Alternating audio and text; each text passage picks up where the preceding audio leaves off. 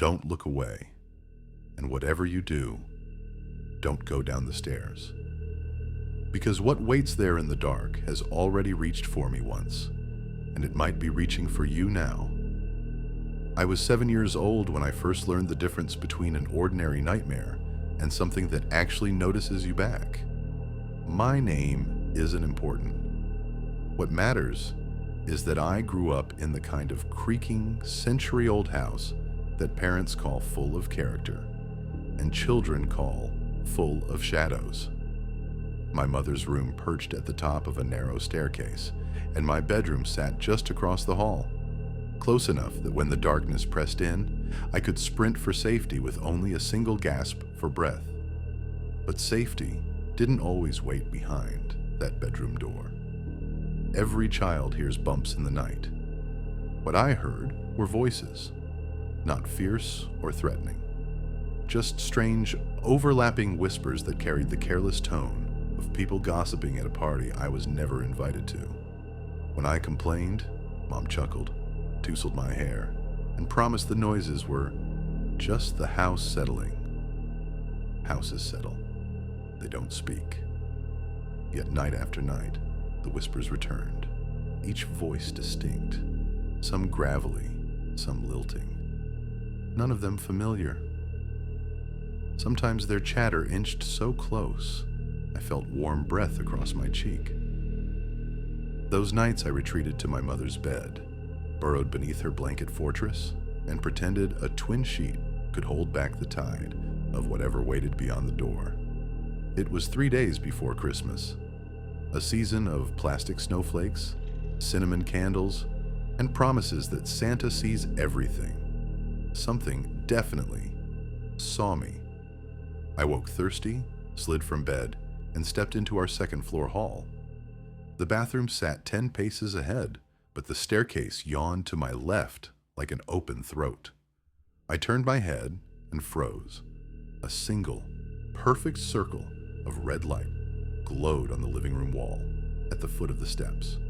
No flashlight beam, no flickering bulb, just an unwavering crimson spotlight the size of my small head. "Look," a voice hissed, clear, close, eager. And because I was 7 and still believed in reindeer on the roof, my mind leapt to the only festive answer: Santa Claus. He'd come early. Maybe he was testing me, making sure I stayed good even after bedtime.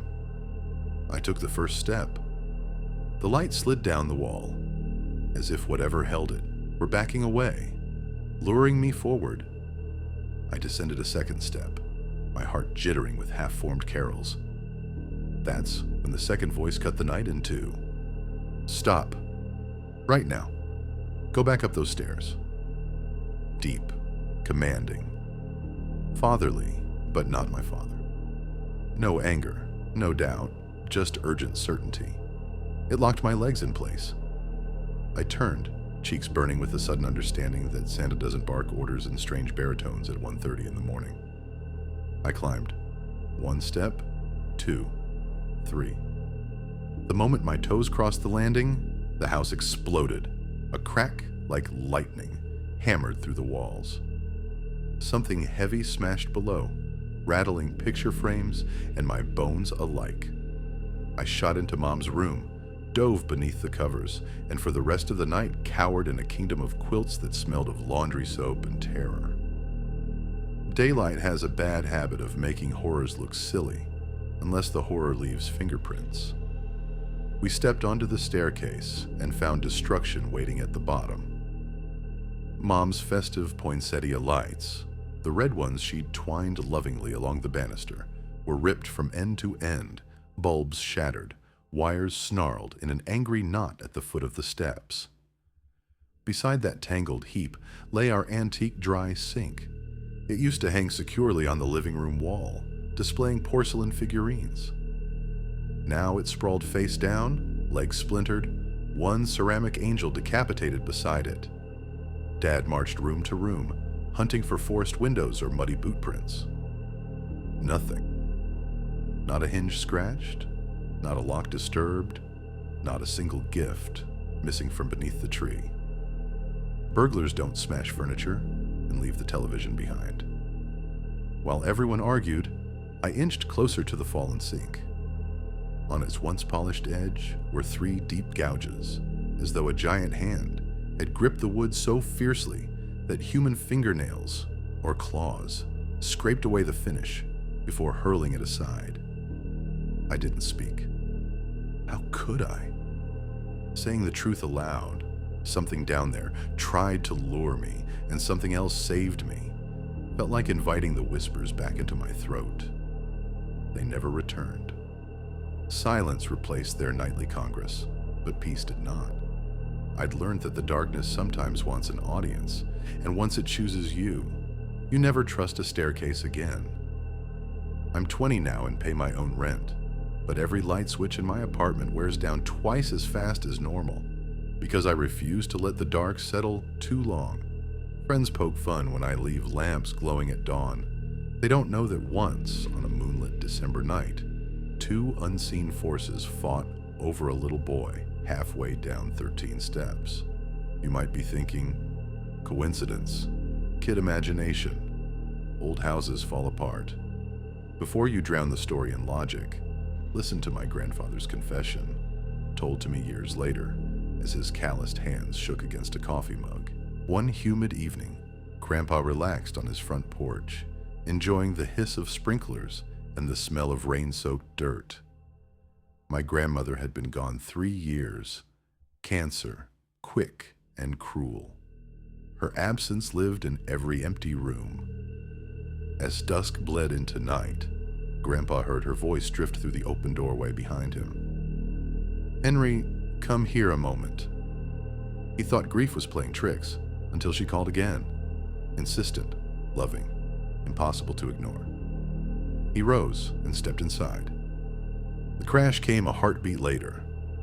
The cast iron gutter above the porch, loosened by a hidden rot, tore free and speared downward, straight through the seat of the rocking chair he'd vacated. Wood exploded, iron rang against flagstone, and a cloud of rust choked the air. Had he ignored the voice, the very voice he'd buried with lilies and tears, the gutter would have shattered his spine. The old man spent that night pacing the hallway, thanking an empty house for a mercy he couldn't explain. 2 stories, 2 voices. One warns a child away from whatever lurked in crimson glow. One lures a widower from a death that fell out of the sky. Maybe the whisper that spared me and the call that saved my grandfather are the same phenomenon. Guardians that speak only when the line between this world and somewhere colder grows thin. Or maybe every darkness holds its own agenda, some hungry, some protective. What I know is simple. Something ruined my living room with strength no child could mistake. Something else, or someone, knew I was inches from joining it and intervened. The next time you wake to odd murmurs and strange lights, don't be so quick to laugh it off. Because laughter doesn't help when the darkness whispers your name. If the shadows in your stairwell ever beckon, remember my story and listen closely for the second voice, the one that tells you to turn around. It might be the only thing standing between you and whatever waits where the red light ends.